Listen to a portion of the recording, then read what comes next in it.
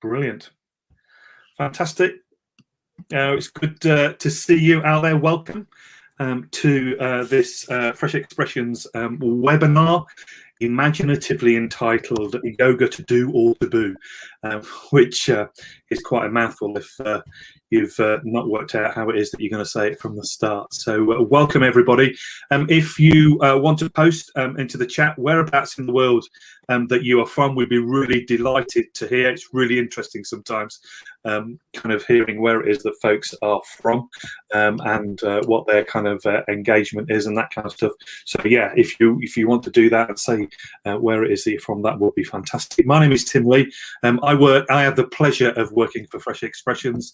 I sometimes think I have the best job in the world, if I'm perfectly honest, because I get to network and to host this kind of event. So we're really looking forward to what it is that people, what it is that we're going to hear this evening, but also we will not be just on kind of broadcast mode. We will be actively looking for people to engage, to be able to ask questions for our two hosts and about what it is that they're seeing, what it is that they're understanding. So yeah, welcome to the space. And yeah, it's really good to see you, and hope that we have a good evening. We're kind of going all the way through until about 8:15 UK time, and I know that Ree has probably got us a different time scale. Ree, what time is it with you? Just 1 hour later. So 1 hour, okay, right. Tim, I was just wondering, the link that I got for Facebook, I have people from Denmark who can't get in there, so the YouTube seems to work. So I'll just share that on my Facebook site, but it seems like I just want to make sure that I can get my people to join. Okay. Also, I'll just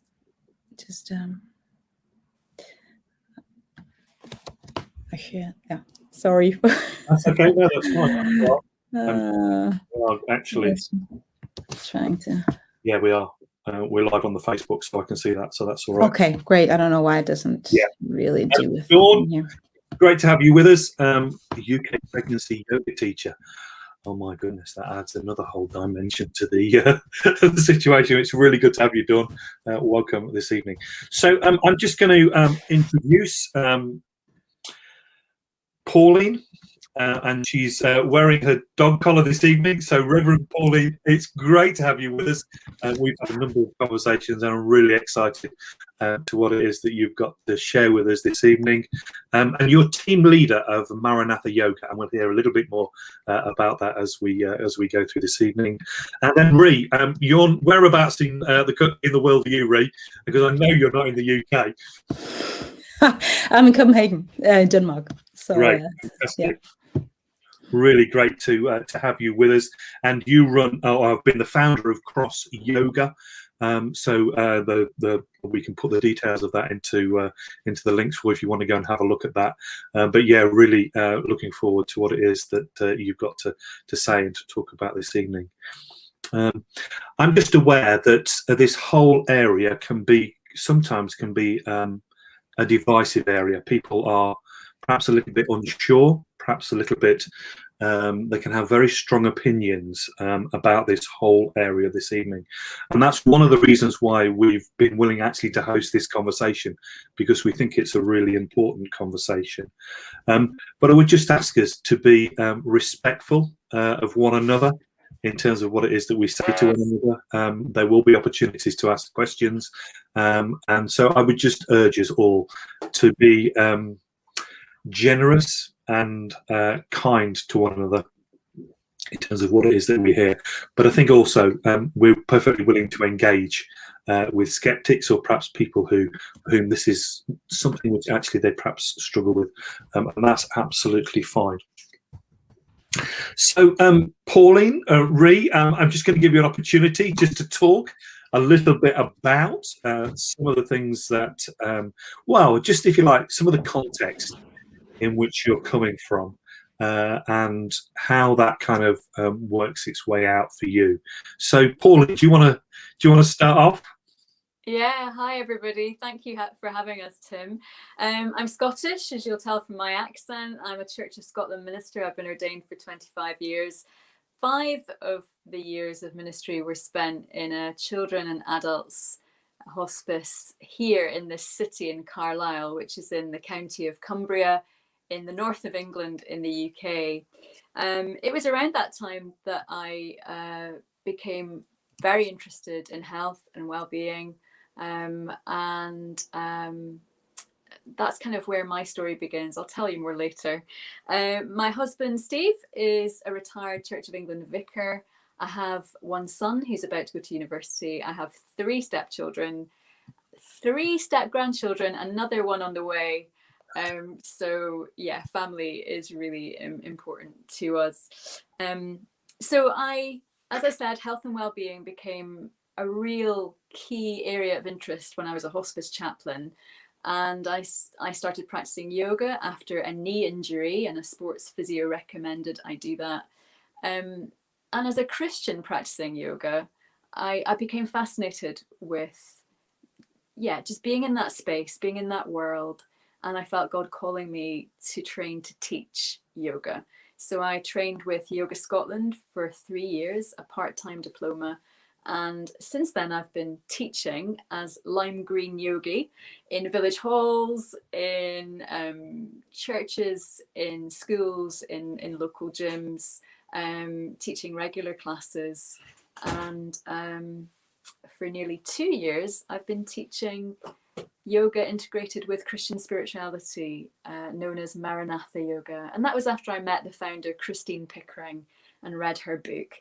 And I just felt very strongly that God was asking me to join in with Christine and support her.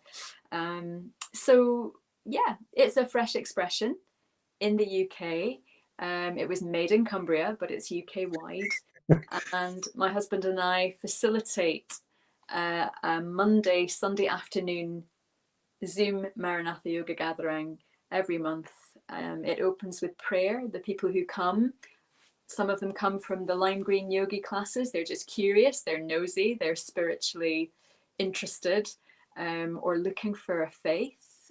And there's also people who are on a faith journey, on a Christian faith journey, who know Jesus, but who also practice yoga, or who are interested in embodied spirituality and worshipping Jesus with their whole bodies, their whole selves, their minds, their bodies as well. So yeah, we open with prayer. I lead people through yoga postures integrated with scripture.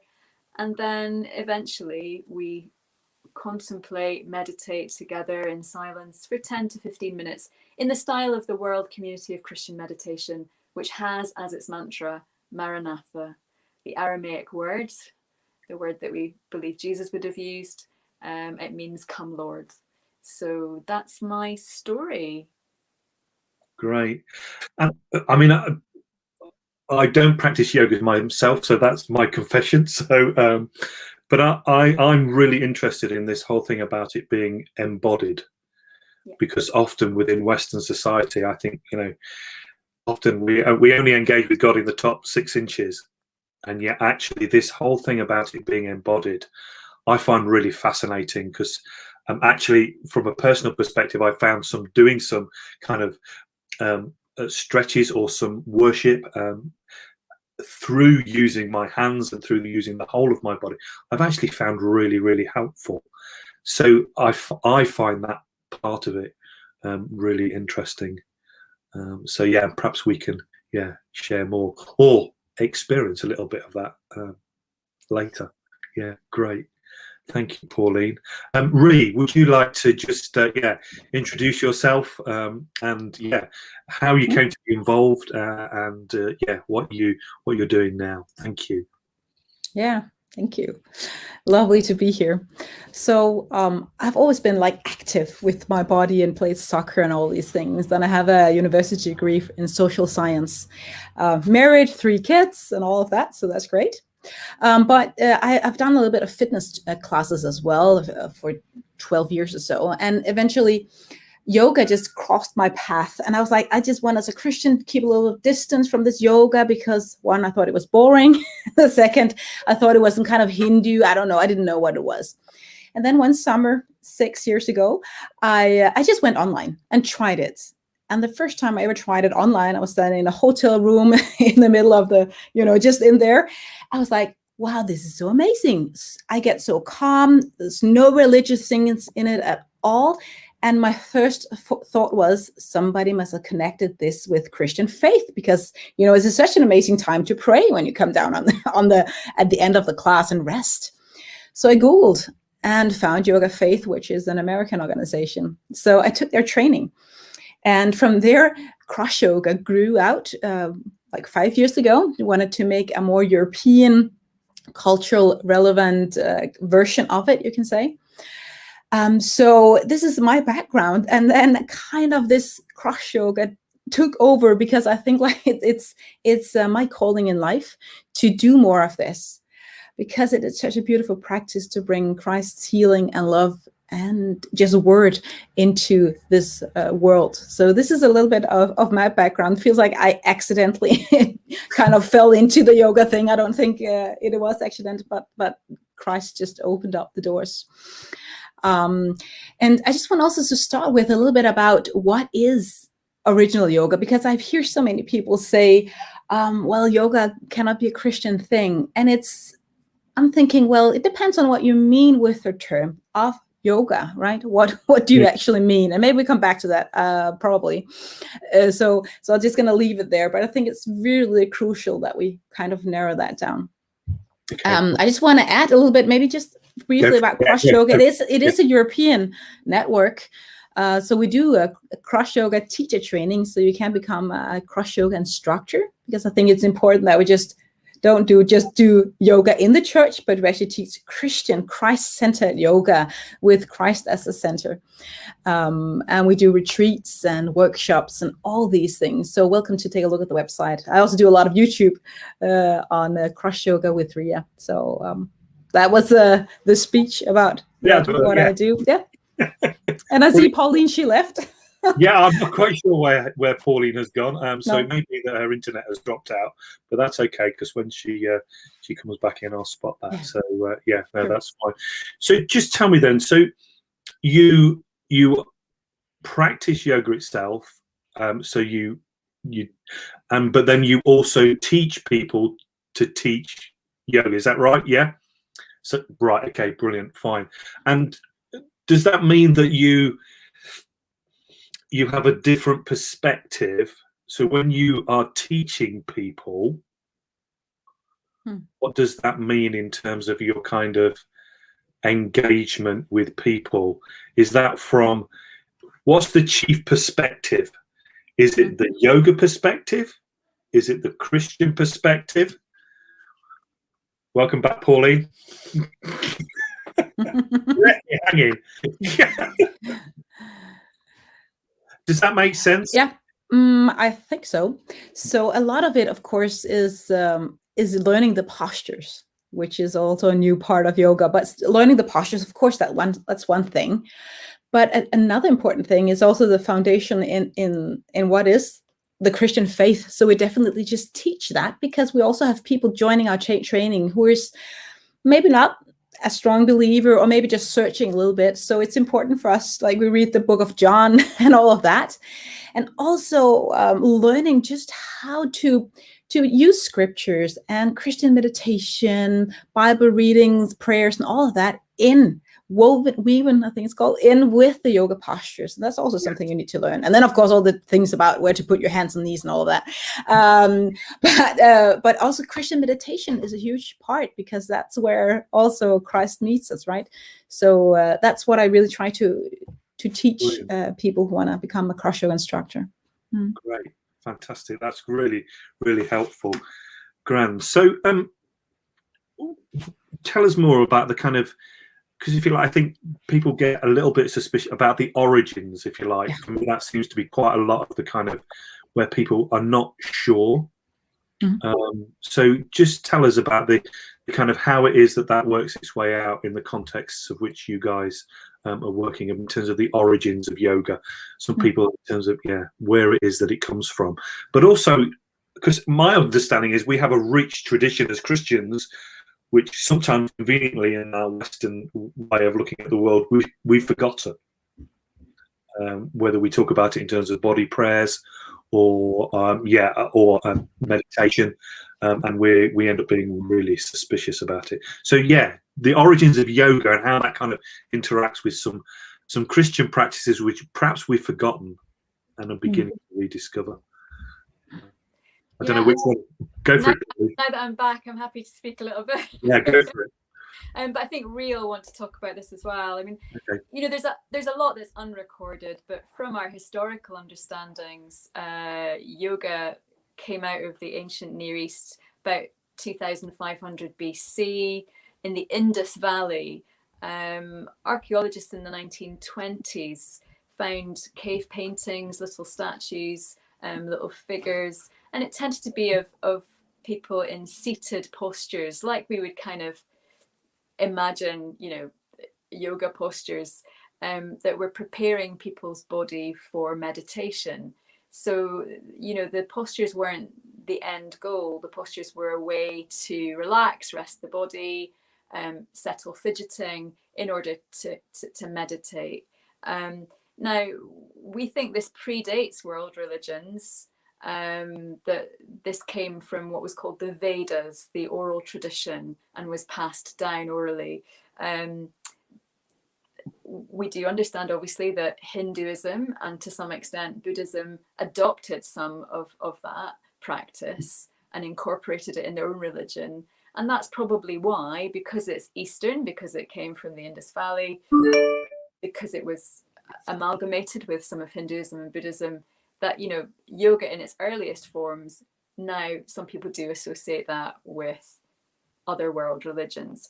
But I think originally, you know, when we train as yoga teachers, we are taught that it really predates world religions, is compatible therefore with all religions and none.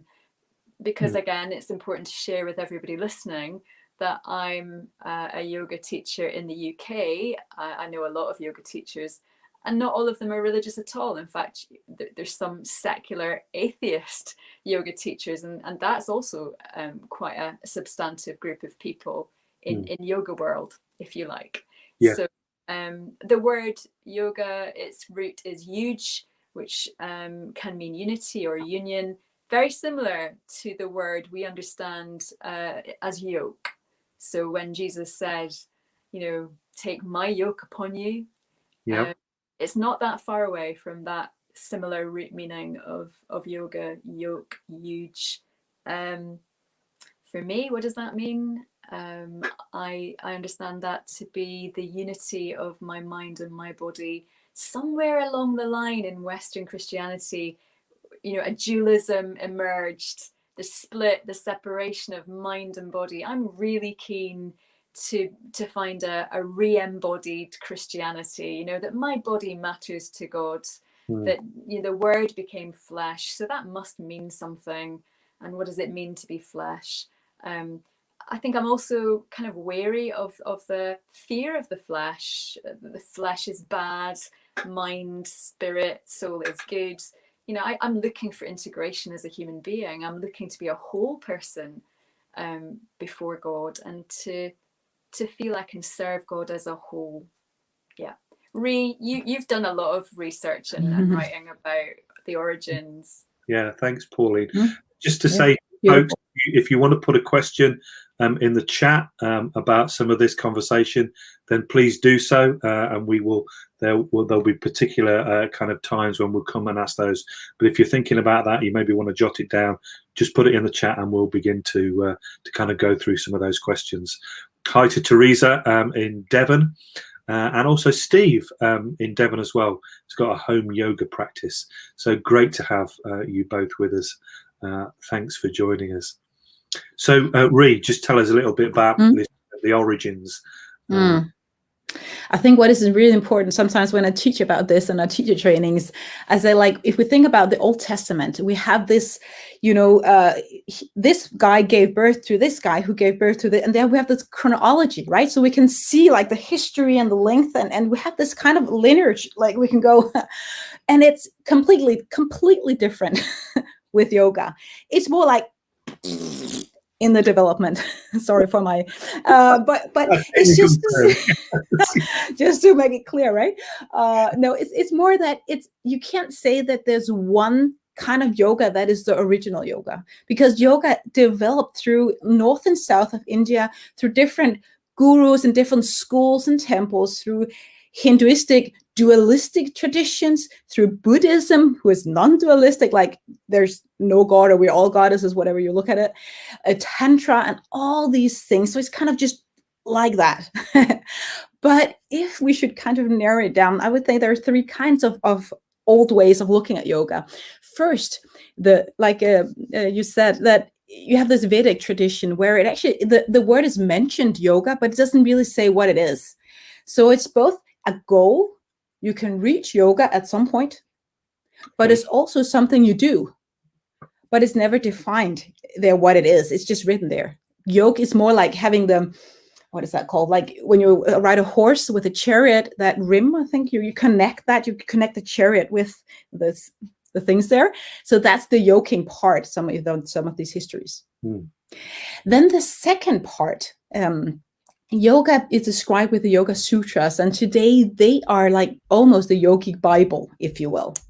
And this is the first time, it's 300 to 400 after Christ, that this Patanjali, or whoever he was, wrote this stuff. And he defines yoga as stilling the fluctuations or the turnings of the mind.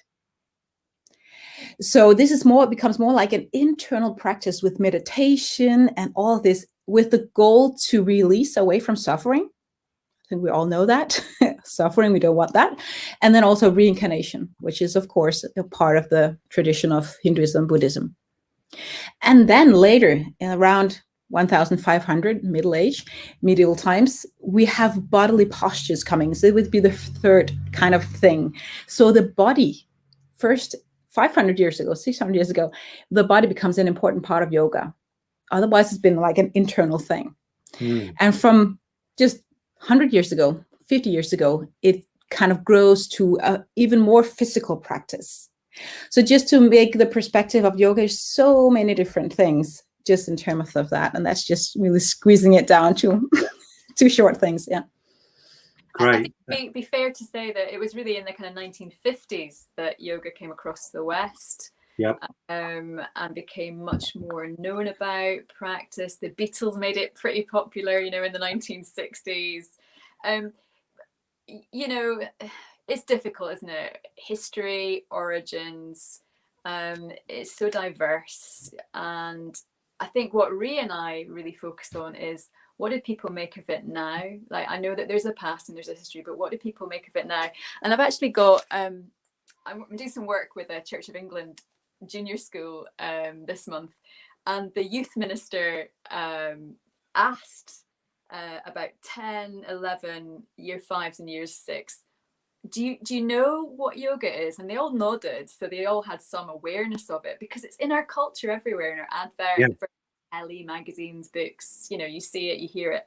So all of these year 5s and year 6 in West Cumbria had heard of it. And she said, what words would you say that you think yoga is? And they said this. They said fitness, stretch, exercise, relaxation, and calms anger or angry when you're angry.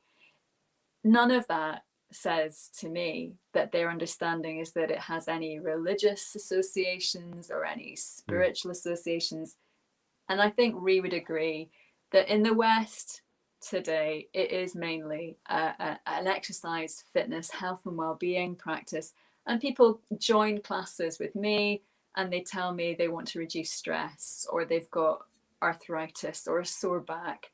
It's something about the body or the mind in terms of mental health. I was also saying to Rhea recently, my husband and I went to India to visit some churches there and to be on retreat for a while in January 2020. And I was so excited to go to India, thinking I'll meet lots of people who practice yoga. And I was speaking to people who were working in the retreat center, just ordinary, everyday people living there. Very few practiced yoga. It was seen to be health and well-being, fitness, luxury for the middle class Indians now. And you know, the ordinary person couldn't afford to, or was you know, working so hard, up at 5 preparing food, working late into the night. They were too tired physically to practice. So it's kind of interesting getting a contemporary take, albeit in a very small way, in Kerala in South India. But it was interesting to kind of to know, okay, well, what is it in India now too? So less religious, less spiritual than ever, I guess. So that's interesting. Ree, would you say the same? Yeah, I haven't been to India like that actually, but I would say the same. So when I encountered yoga on online, right, there was nothing religious about it all. And then I met my mother-in-law and said, I was doing yoga, and it is Christian yoga. She was like, because she encountered yoga in the 70s, where it was a little bit more linked with like Beatles and the flower power, and maybe a little bit smoking and New Age, I don't know, all these things. So her experience with it was very different from mine, which was just, 30 years later. So yeah, just to say that things has developed so much, both East and West and North and South. Yeah. I think that's really helpful actually in kind of almost grounding some of the conversation and actually understanding, because I think it's very easy, isn't it, for us to make almost caricature statements about something which actually in a way we've not dug into and understood and kind of almost wandered around from the inside and examined it. We just make a judgment or a statement and that's it. And yet actually so I mean, I'm fascinated, how many people practice yoga nowadays? I don't know whether you guys know in terms of I'm as a kind of a I don't know a figure here somewhere. This is just in the UK. Apparently the number went up during lockdown. Well, that's my suspicion. Yeah. So it says that in the UK about 3 million have tried it, and 500,000 people practice it regularly every week. I mean, it's really grown in the West. There's just no question. And during lockdowns, during the pandemic, because people have been at home and they've had the opportunity, and there's so much available online, including my own channel, including his channel. So yeah. Great. Okay, that's really helpful. So again, just to folks out there, if you've got any questions, you want to post those in the chat, don't be afraid to do so. That will be fantastic, because we want to make this kind of an interactive. I don't want to be the only person who asks the questions of these guys. I'm sure some of you out there have got some really good questions in terms of this kind of conversation.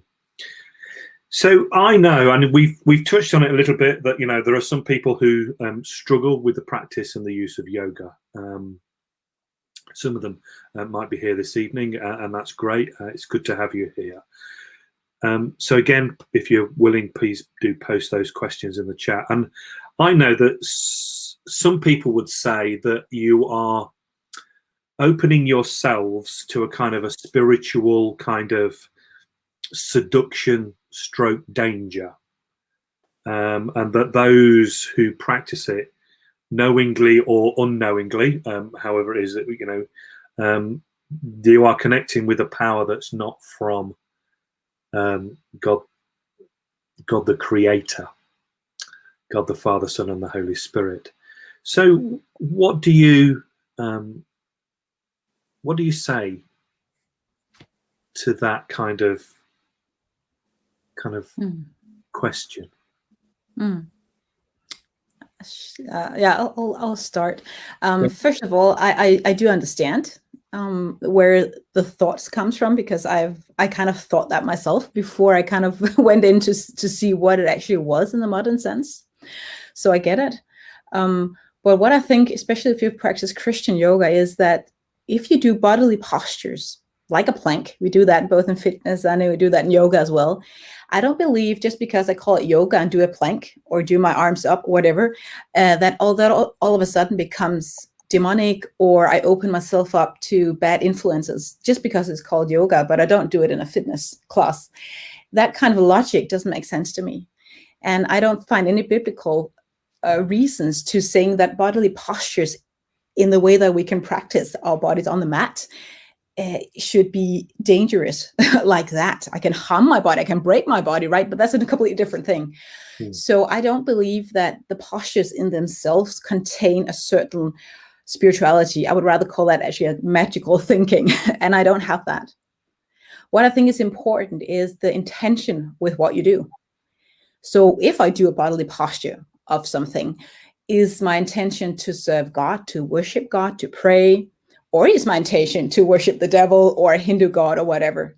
So it's more about what's behind the scenes, so to say, in my perspective. And that's also why I don't think that Christian yoga is dangerous. I don't think we open up to anything like that, because God is so much more powerful. And I open up my heart to God and Jesus Christ as our Savior. Great, thank you. Pauline, do you have anything to kind of add to that?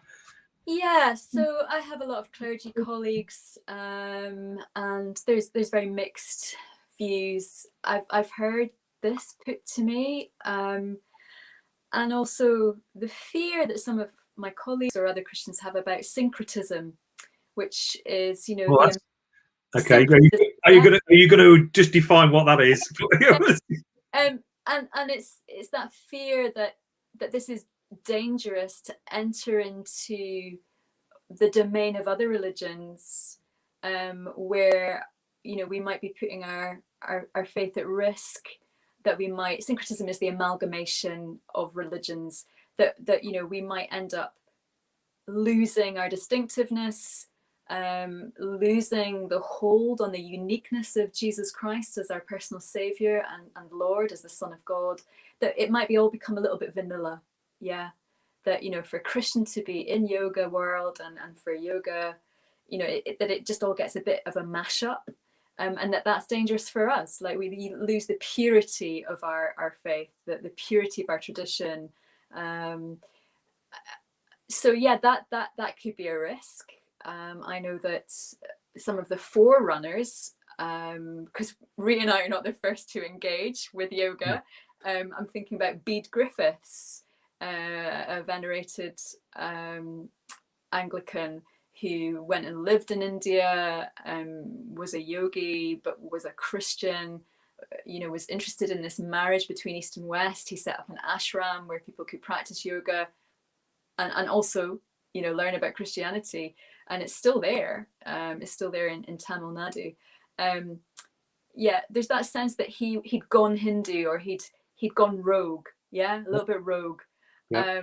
And that he was losing the distinctiveness of the faith. Yeah, I guess there's always that possibility.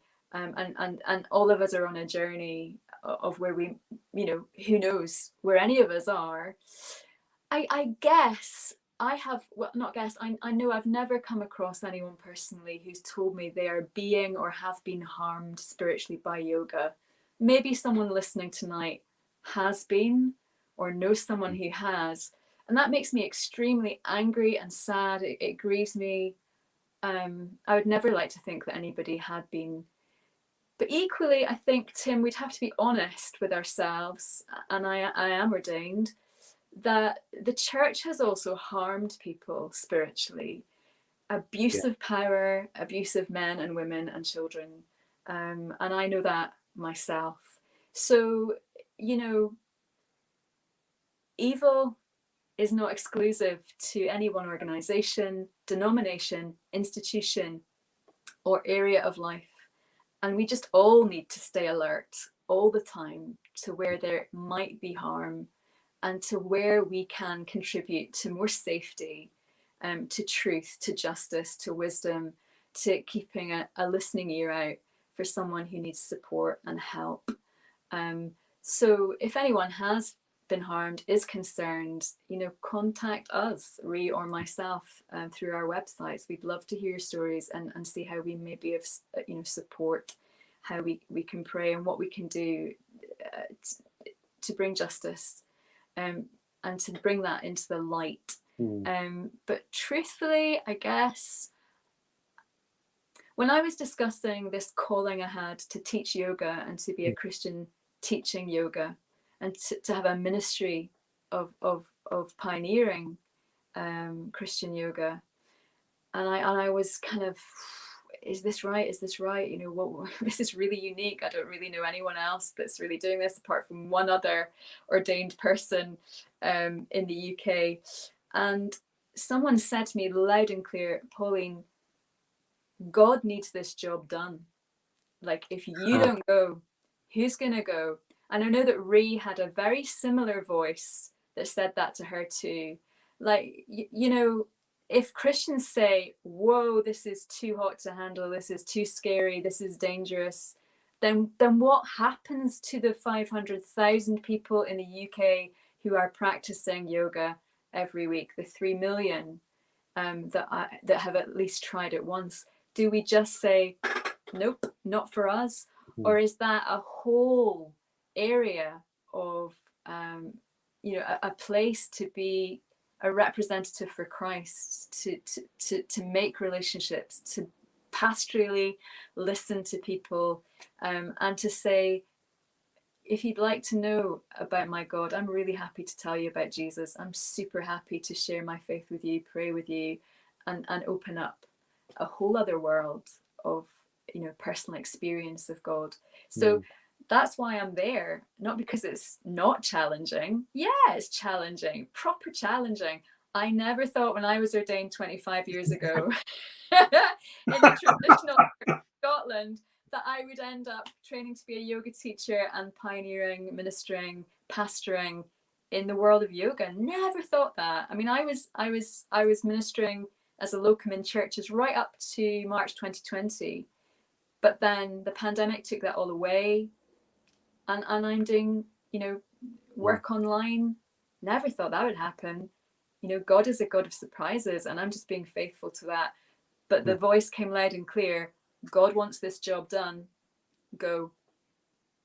I think that's really, really helpful, Pauline, in terms of just, how it is that you might understand that, and that actually painful reminder, if you like, that actually the church's institution is not a completely sorted place in itself so often. It can be a dangerous place. It's been I was going to, that's exactly it.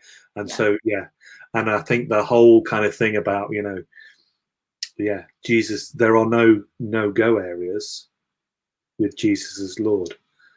And I think I find it deeply challenging myself sometimes, but okay, we've got some folks. Lucy, it's great to hear from you. Committed Christian, practiced yoga for 25 years, brilliant.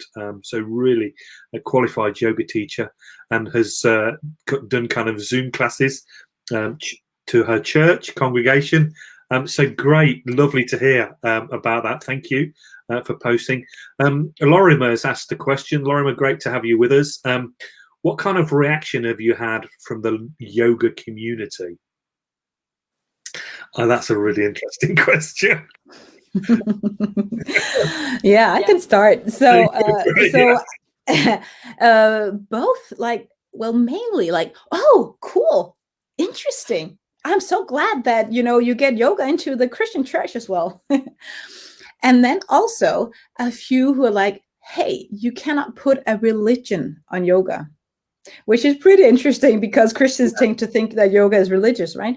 But today you would say yoga is spiritual. And whenever I read or hear people around the world talking about this, they would always say this. You would say yoga is spiritual, and it's a practice that can enhance, if you can call that, your faith or your spiritual path, whatever religion you have. So it's just adding on to your own faith, whatever it might be.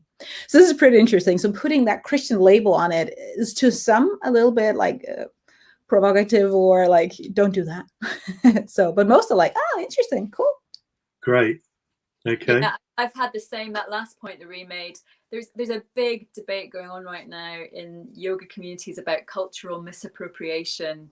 And, you know, have we stolen it from the East? Have we colonized it in the West? You know, is that unjust? And equally, there's, you know, some people are very concerned, you know, about Christian yoga. Is this, you know, our way of seeking souls, of kind of, you know, getting converts by using yoga, like, you know, and how much integrity has that got, I guess. Certainly Maranatha Yoga, we're just transparent. You know, if you're curious, if you're searching, if you're searching, you know, then come and find us. But when I teach Hatha Yoga in the village halls and the gyms, like, can I say Bannatynes? Are you allowed to, is that advertising? I hope not. Yeah, that's absolutely fine. Yes, other gyms are available. Yeah, other gyms are available. But in schools, you know, I say to people that, you know, I am a Christian, I'm a Church of Scotland minister, but I'm, you know, and I'm confessional for me, but I'm not indoctrinating or, you know, pushing anything or other people. There's no auto-suggestion during the relaxation classes. I'm not, you know, I'm very clear, I'm very boundaried in my work. But I say to anyone who's interested in exploring yoga with Christian spirituality, then I have Maranatha Yoga. That's on a Sunday, and you can come to that. So the boundaries are pretty clear to kind of avoid the cultural misappropriation accusation. When I trained with people in Yoga Scotland, they were fascinated. They hadn't met, you know, a Christian or a Christian minister, you know, who'd ever done the diploma course. It was pretty unique. And so that opened up whole areas of conversations of people who'd been born Catholic and left their faith, or, you know, who were Buddhist, Baha'i, Hindu, or didn't really know where they were. Like, so for me, the journey has been one of variety, diversity, and deeper into connecting with people. It's just brought me into places and to people, with people, journeying with people I don't think I would ever have met any other way. So I guess I'm a bit of a curiosity in yoga land, and that opens up conversations. I've just written an article for the Yoga Scotland magazine, which will be out in November. So I've kind of come out a bit more gradually, like month by month. You know, it's hard to come out to church and say, I do yoga, teach yoga. It was quite hard to come out to them. Equally, it's taken me time to have the courage to come out more and more publicly. Like I have, obviously, to the people that I know, but as a representative, as a role model, as a figurehead to the wider community of yoga, I'm doing that more and more. And it's great to be able to post stuff on various Facebook groups and just get the conversation going. Yeah. So how do people see us? You'd have to ask them. But on the whole, I feel welcome. The one sad thing is a lot of yoga teachers have said about how tough it's been when vicars have made assumptions about them and not let them hire their church halls. And like they're you know, some of them are just doing fitness classes, and they've just said, you know what a kind of kick in the teeth and an insult that was. And some of them have just had quick responses, not even met with them, not even sat down with them and got to know them and what they really offer and what they're really doing. So some people feel judged, and that then has a negative effect. That kind of, that makes people back off from church and vicars. I even had someone ask me if I could phone their vicar to persuade them to let them have a hall hire, and I said no, that's gonna, you know. I mean, I did that for one person, but it was very clear that the door was closed. That person had made their mind up, and we just agreed to disagree respectfully. You know, I think Rhea and I would both say, not everybody's gonna understand, not everybody's gonna get this, and that's fine. You know, that we want to live in harmony with people. We have no interest in offending or fighting with anyone about this. We just don't. And I think it's also a matter of country. I think in Denmark we may be a little more liberal with the state church, because we have quite a few pastors now teaching yoga in the churches, so just clergy teaching, and they're like, oh, this is so cool. So I guess it's also a little bit about culture as well. Yeah. Okay. Great. Thanks. I just want to go to Maggie's question. Which is, and we'll come to your question as well, Deb Towers as well. We kind of covered some of that in some of our earlier conversations, but we will look at that. So this kind of question, and again, we've kind of touched on this, you know, would you consider yoga an evangelistic tool? And, you know, what would you, What would you say about that? And we'll come on a little bit in a couple of minutes, Pauline, to you and kind of what's been your experience of lockdown and COVID and how that has impacted what it is that you've done. So, yeah, well, I mean, would you consider yoga an evangelistic tool? A yes or no? It's a really simple question. I would definitely do that. 2 weeks or just last weekend, I went to with a private retreat with a few wonderful women. As far as I know, just one was actually believing in Christ, and she invited me to to teach Christian yoga. So there was such an amazing experience. One of them had some back issues, and at the end of the last class, I was like, okay, I'm going to do something crazy, but, I sometimes pray for people. It's not my hands that are magic. I'm not a healer like that, but I just like to pray for people. And was that okay? And I put my hands on her and stuff like that. So, and she was like, they were all really touched by it. And just the fact that, oh, this is the first time anybody has prayed for me and all of these things. And had I not introduced yoga, maybe, not used the lingo as powerful as I might do on YouTube, but still just being able to bring that is just, I love that. That's just very, very precious. And in 1 month, we're actually going to, it's called Yoga Games, just a secular yoga festival where we have a cross yoga booth, and I'm going to teach 2 classes in this secular setting. So that's going to be really interesting. I'm looking forward to that as well. Okay, if I'm just going to say so for me, why do yoga, Christian yoga, right? There is this, bringing God's love and healing out to the world, for sure. Yep. But there's also this element of, I call it diaconia, or reaching out, because there's stress, depression, all of these things are such a huge part of our world today. And I'm like, why does the church only speak, like you said, Tim, in the beginning, just to the head? Yeah. Like, if you're stressed, it's all up here. You need to get down here. I just spoke to one person today in my class that, I never felt my body so much, as in your classes. So just healing bodies through yoga in the church is also, I think, a very important reason. And the third one is just, having that own spiritual development, sanctification, like an old Christian word, I would guess. Growing in Christ is also a way that you can work with yoga. So for me, these 3 reasons are equal. And you can kind of take the arrow in which way you want. Yeah, that's really helpful. So Deb asks, does yoga have its roots in Eastern religion and in Buddhism? So, I mean, from what it is that I've learned and heard this evening, the answer to that question is no, very clearly. And we've talked about that a little bit earlier on. So, Deb, if you want to go back, we are recording this. So if you want to go back and look to see where it is, it'll be on the Fresh Expressions YouTube channel, and you can explore that. But I think from you might say, though, that the reason why I think people think that yoga is Buddhist or Hinduist is because the Vedics and the Upanishads, which are the 2 like ancient texts where yoga is written, is also the text that Buddhists and Hinduists built their faith on. So that doesn't make yoga like a traditionally Buddhist or Hindu thing, but it's still kind of, the link is there. So that's just want to clarify that. And then a question from Dawn. So thank you, Dawn. Are there types of yoga Christians should avoid? Okay. That's an interesting question.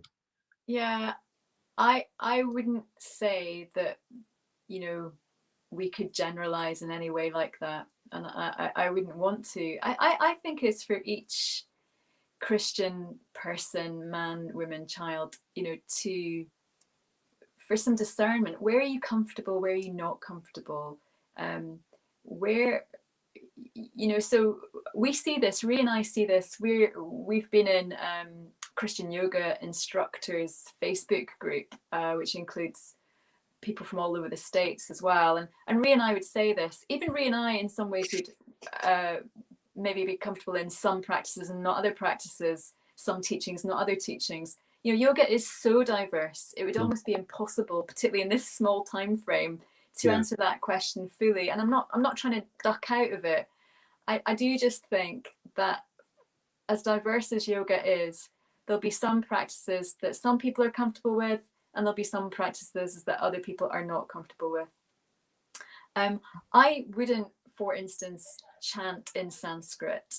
I know that I could, and I could make that my worship to Jesus, and my focus could be Jesus, but I personally don't need that. It's not something that is helpful for me, or it helps me grow in my faith or grow closer to God. I've done it. I did it in my teacher training, but it's not something that I personally do. However, I have associate teachers who really enjoy that and enjoy that engagement. And that's part of their spiritual Christian journey. I think you would say something similar, wouldn't you? That it's such an individualistic thing. It's a bit like saying, Tim, do you like Taizé chants? Or in the Christian supermarket, do you like Taizé chants? Do you like to kneel during Anglican communion? Do you like to raise your hands in charismatic worship? I mean, like, let's be honest, it's not that much different to all the practices that we call Christian. Yeah. What do you like? What don't you like? What's helpful? What isn't helpful? It's going to be so individualistic and diverse. Ree? Yeah, I think it's all about a discernment in the specific situation, right? And a lot of it is also about asking the teacher, why do you teach yoga? What do you want to give people? And most people would say, teachers, my guess is that, to bring calmness and love and all these things, beautiful things. So I think that's one thing. A thing that we do in cross yoga is we tend to say that Kundalini yoga, we feel is hard to endorse because of the ideas behind it. It's again evolved so much from the snake and all, if you know anything about that, and the chakras and all these things, but it's more like an inner power thing than a supernatural thing. Anyway, the practices in itself is also, I think, physically very challenging. And there's breath manipulation, and there's a lot of chanting in Sanskrit and stuff like that.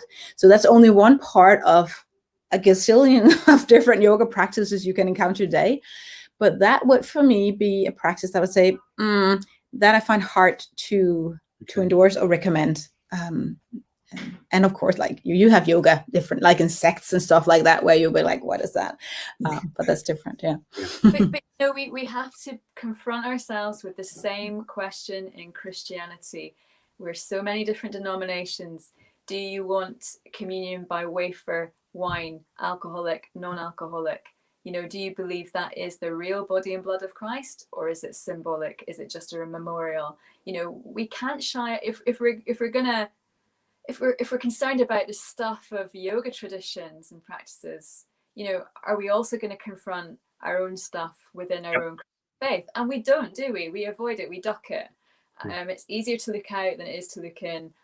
What I've really discovered is the unity ecumenically in our practice, where there's last count we had 7 different denominations represented in a Maranatha Yoga online gathering.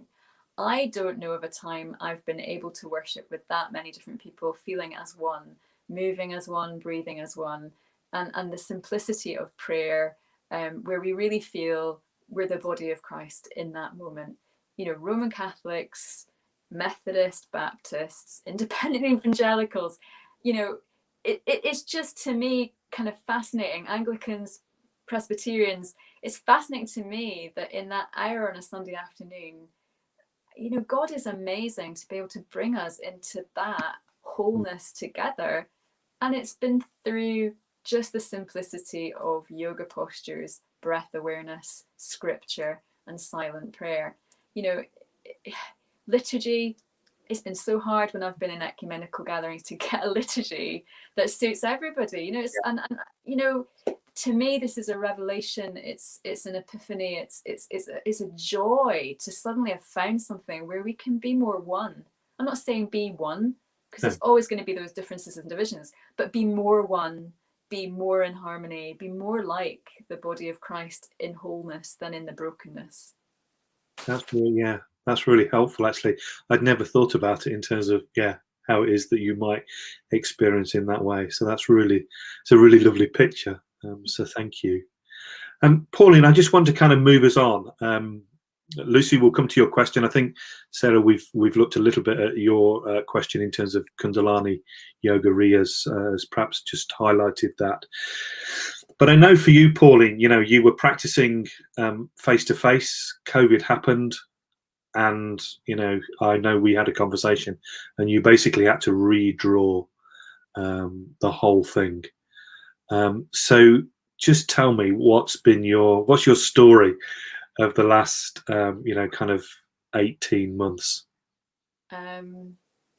Yeah, so March 2020, well, everything changed, didn't it? Maranatha Yoga had been a new fresh expression for my husband and I. We'd been meeting in a Catholic church, an Anglican church. There was maybe about 6 or 7, and I thought, this is a bit of a niche market, this is going to be just a little kind of experiment that we do, and who knows where God will take this. And I'd never heard of Zoom, but it just made sense to go online. I'd never taught online. I'd not been trained to teach online. Like, I didn't even know how we would do that online, or how we would create content. I wasn't on YouTube. Like, I'm 52. I didn't feel like a 25-year-old kind of lycra clad person that could do this stuff. But we just felt God was saying, don't stop, don't stop. So we transferred the gathering monthly online. But actually we started doing it weekly, because we recognized that people needed the connection, like the social connection as well as the worship connection, because they weren't getting to church anymore. At the same time, what happened is that all my lime green yogi classes had to stop as well, in person. And so I kind of panicked and thought, how do I keep in touch with all of these people, all of these relationships? How do I nurture and sustain them? Because it does feel quite pastoral in terms of what I do as a teacher. And I wanted to be there and help them be there for each other. So I set up a WhatsApp group, but I'm not very technical. So I just put everybody on it, like everybody I teach. So there was this real mix of Maranatha yoga people, lime green yogi people, and I was just posting everything. So everybody was getting everything, all the resources, all the messages. So out of that just unplanned mix, what happened was we just got people coming to Maranatha Yoga because they were nosy, like proper nosy. Like, what is this about? And the wonder of Zoom is you can kind of have your camera off, you can kind of just observe. Like, it's easy to just be there but not necessarily participate if you don't want to, and leave if you want to. Yeah, the choice is always there. So as a result of that, we just started to steadily grow. Numbers were growing. We were posting more and more on Facebook and just using social media. I hadn't done that before, but that became essentially our life in lockdown, like living through social media, I guess, and the way of connecting. And so we just started to grow. And as a result, towards kind of October, November, December last year, I think that's probably when I first met you, Tim, someone came to faith who had no religious, no spiritual background or inclination in the past. I taught him at that gym. There are other gyms available. And that's been just so meaningful and opened my eyes to then the potential of being open, transparent, having integrity about being a Christian, and yet also teaching yoga and openly inviting anybody. You're all welcome. I'm not doing anything that I want to hide.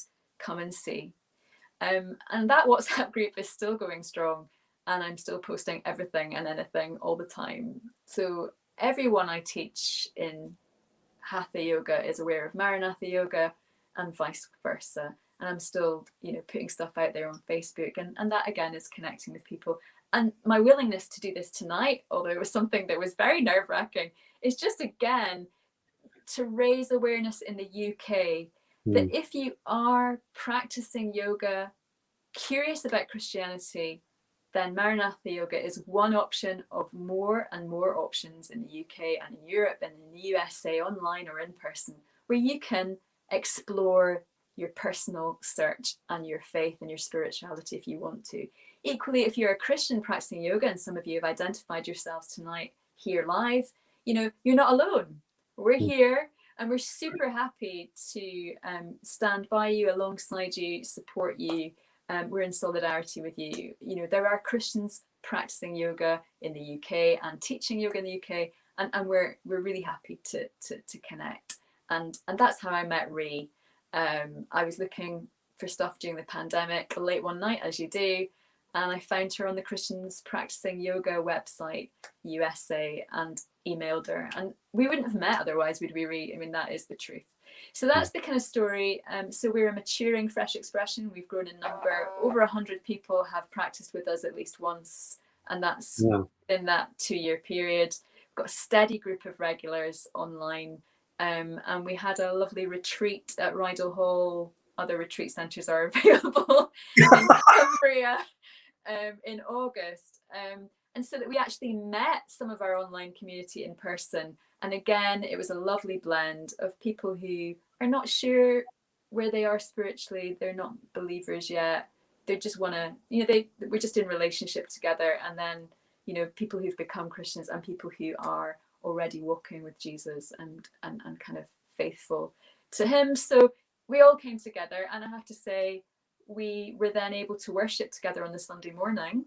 And we had a non-consecrated communion, as ecumenical as we were, with, our Roman Catholic friends, Anglican friends, Presbyterian, and those who just don't know, and independent Christians, and all of that. So we actually lived that unity that we've had online. We had it in person. That was really special. And yeah, I mean, I don't know what else I can tell you except, this was not the plan. I thought we were done. March 2020, I thought it's over. But I just really heard God saying, don't stop. Please don't stop. And we've just been faithful. We just kept meeting. And it is growing. We are noticing a change, as people are now out of lockdown restrictions and all of that, busier, seeing family, maybe getting COVID and stuff. The numbers go up and down a little bit at the minute, but we're staying faithful to having an online community where people can actually practice yoga integrated with Christian spirituality, and be connected. So, yeah. It's quite interesting, if you like, that kind of whole element of you seeing fruit as a result of what it is that you're engaging with. Yeah, it really is. And the feedback is great, and we can't share all of that, and some of that is very personal and private. Some of it we share. We've got testimonies on the website that people can look at, but how much can you do it justice? I mean, does data do it justice? The fruit of God? Do numbers do it justice? Do little testimonies online? I don't know. All I can say is I'm not lying when I say it's meaningful. It's changing people's lives. It's changing mine. I mean, it has changed mine. And yeah. Thanks. Thank you for, and it's a bold and a vulnerable place to go to in terms of, and especially, your livelihood was just all thrown up in the air. And that whole thing about, God continuing a journey of discernment with God in that. And so the other thing, Tim, was that my mum was diagnosed with late stage ovarian cancer in May 2020, and she died 10 weeks later. I was so thankful to receive a letter from Bishop James during that time when mum was ill, about 10 days before she died. He didn't realise, I don't think any of us realised how poorly she was, but he wrote to us in the early stages of our journey, just giving his blessing and prayers to Maranatha Yoga as a fresh expression in the diocese, as part of the God for All vision in this county. That meant so much. And the fact I could read that to my mum. And so she kind of knew that even though she was going to die, that this ministry, had support. And that means a lot to me. It means a lot to me as a Presbyterian woman, to be working bi-denominationally, to be a practitioner ecumenically here, and yes, it's pioneering, yes, it's unusual, but you just got to stay faithful. What else can you do? And just trust God with the rest. And hold on tight. and that's often, certainly from my perspective, and a lot of the stuff that we hear about in terms of, fresh expressions pioneers, new people for new places, people going on these adventures because they just have this sense that God is calling them to something which, when you look at it, you think in the cold light of day, it can only be God. Yeah. Who actually is involving you and inviting you to be called on a journey which you look at and you just think, I'm not sure that makes an awful lot of sense. And yet actually what we seem to be seeing all over the place is God doing exactly that, and people responding and following that call. And it's not always an easy place to stay in and to remain in and to be faithful in. I think the hardest time this year, a colleague phoned me and offered me a real job with a contract and a pension and terms and conditions and all of that as an associate minister in a Church of Scotland charge. I had to really wrestle with that. But again, that voice, if I don't stay in this, if I walk away, what then? And so it's at some cost and it's at risk. And I think Reeve probably would say the same. But, my son, love him to bits. He said, Mum, this is a real job. And and my husband says, Pauline, this is a God appointment. It might not be a man-made appointment, but it's a God appointment, and God will, provide and see you through. And we've really found that it's lean, but it's enough. It's lean, but it's enough. So yeah. Yeah, and that's interesting. I just wanted to go back, Jonathan. Thank you. Trained as a Methodist presbyter, including academic study of yoga, left ambivalent, and I think we would probably say that's okay. Actually, not all is good, and I think we've heard some of that this evening, and then just this kind of the discernment at a local level is a bit of a nightmare when others are proposing to run groups. I just wonder if you have any kind of wisdom into that. I'm not quite sure exactly what that means, but I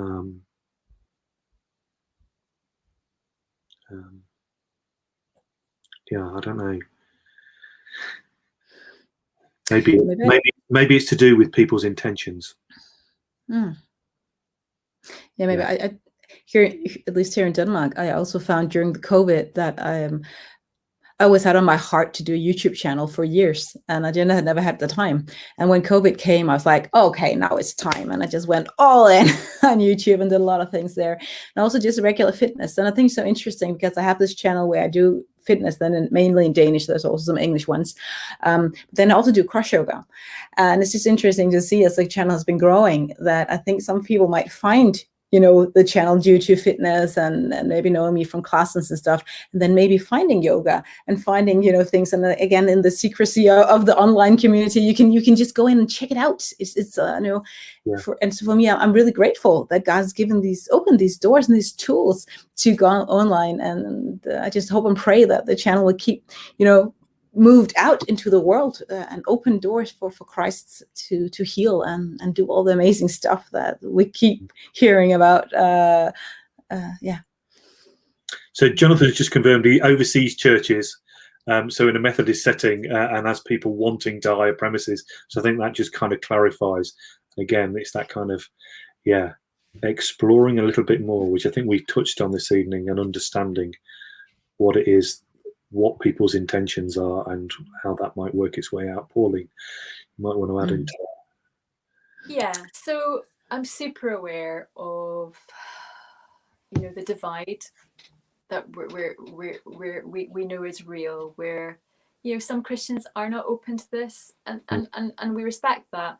And I have Christian yoga friends, yoga teacher friends, who've been told you can have what you're doing in our church, but you can't call it yoga. So you can do the physical exercises, postures, combine it with scripture and prayer and meditation. You can do that with my congregation, you can do that in my building, but you can't call it yoga because of the associations. And you know what? My colleague said, yeah, okay. And so she called it something else. There are groups out there who do that. There's a really good organization in the UK called Psalms and Stretches, and they've distanced themselves from the origins of yoga, but they're doing something that is kind of sympathetic to what I think Ree and I are doing. There are other ways of rediscovering embodiment. I'm not saying that we are the only way. Yeah. I'm not saying that we're the only fresh expression as Maranatha Yoga. I want to give a shout out to Yoga with Una, to Olivia Schoen in Somerset, who has meaningful.com, to Annette Lanchbury in Nottingham, who has Imago Dei Wellbeing, to my Roman Catholic sister in Glasgow, who has a Facebook page, Wellbeing with Eleanor. There are more and more. God, what I've noticed in the pandemic, when I thought I was the only one, and I thought Ree was the only one in Europe, we have discovered more and more people who God is raising up to bring embodied spirituality into Christian churches, Christian spaces, and into secular spaces as well. Ree, you're the expert on this. I mean, I don't know how many people you've trained this year, but it's a lot. And so actually, the ways of engaging in embodied faith are gonna be growing and growing. I mean, Tim, you're gonna hear soon. You'll be like, Pauline, who? Because there'll be another 100 people like me in the UK. I'll be the old lady like who used to do that. That's the reality. And as I said before, God wants this work done. He's calling people, and they're out there. They're. I mean, Ree, tell Tim about the people you're training in the UK. They're coming to you for training, aren't they? Yeah, sure. Yeah, Netherlands and Sweden and Norway. We have different people, even from Middle East and Canada, and so everywhere. Connection just with Australia as well, just to go there. So there's many things. God is just opening up doors. I think too slow. I would like it to go way faster because there's so much power in Christian yoga. But there's many doors opening. So I wondered, kind of, to bring, we kind of got a couple of minutes left, and it would be good just to kind of maybe to say to folks, I hope this has been a helpful conversation for you this evening. I hope we've been able to kind of do justice to the kind of the breadth of the conversation.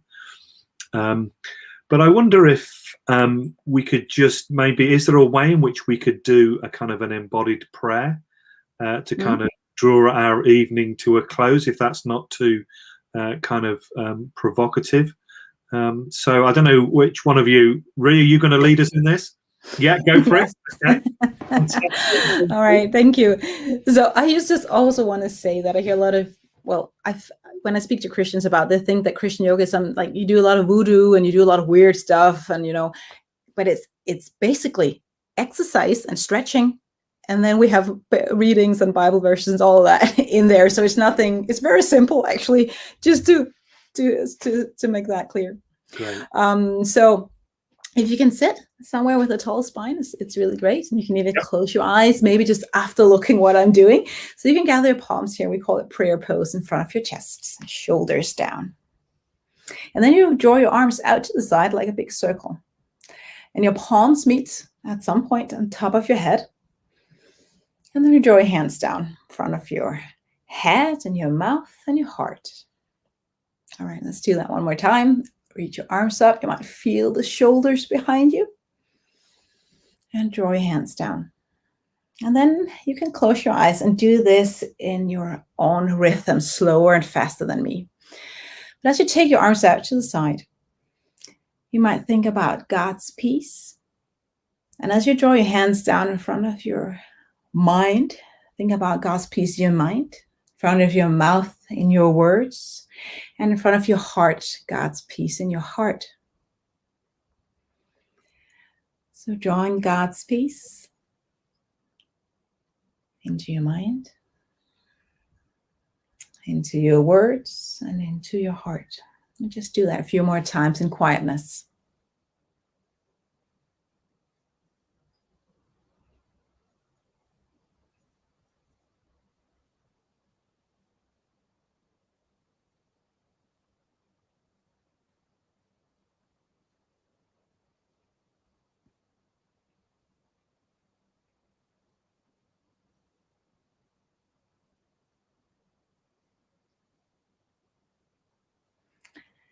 And the next time your hands are in prayer pose, you can just let them stay there.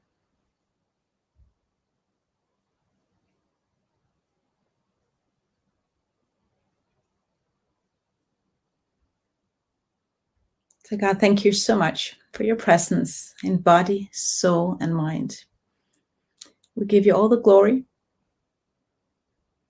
We thank you that you brought your salvation, your harmony, and your balance through Jesus Christ, death and resurrection on the cross. Amen. Amen.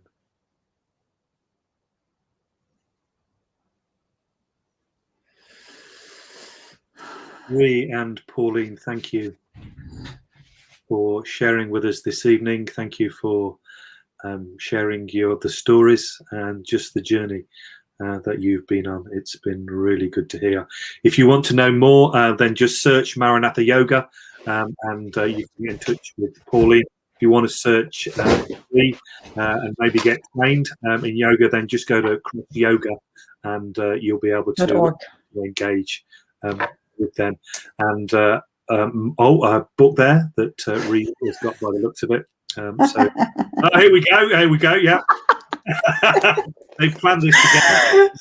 Why not? Yeah. This is just a book. If you're interested in just learning a little bit about bodily prayer and meditation, there's like 45 devotions in this book and a little bit of postures in the end. Brilliant. Stuff like that. Yeah. It's really good. It's really great. It was one of the first books I ever got. This is by the founder of Maranatha Yoga, Christine Pickering, who lives in Windermere and who is still teaching with us. So yeah, this tells you a little bit about the history and origins of yoga. It's very well researched. Christine's been a British Wheel of Yoga teacher for over 40 years. And was a trainer. So yeah, lots of illustrations, how to do the practices. Yeah, so it's practical as well, just like Ree's. Brilliant. There's lots of resources out there. And yeah, I know. Just say to people, it's great to have you here. We've got some really positive feedback. We hope that you've been able to engage. But yeah, connect with these guys, because my guess is that just that kind of sense of there's more out there. There's more who are engaged in this, and we hope that we've given you a chance to kind of to think and to be engaged with this, and to do that whole thing, which I think is really important about discerning. And coming to a point where actually you're pretty kind of, you have a peace about what it is that people are engaging with.